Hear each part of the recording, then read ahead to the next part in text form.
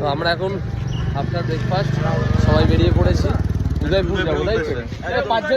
পাঁচজনে কত উদয়পুর? 100 টাকা যাবে। চলো টোটো ওটো। এই হচ্ছে উদয়পুর বিচে যাওয়ার আগে রাস্তায় মার্কেটটা।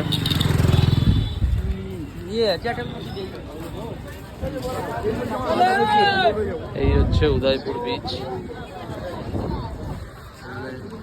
বিচের মধ্যে বসে খুব সুন্দর এনজয়মেন্ট করা যায়। তো আমরা এখন এখান থেকে স্কুটি ভাড়া করে নিলাম। আমরা এই স্কুটিতে করে যাব হচ্ছে একটু বিচে। দুটো গাড়ি ভুলবে না ওখানে।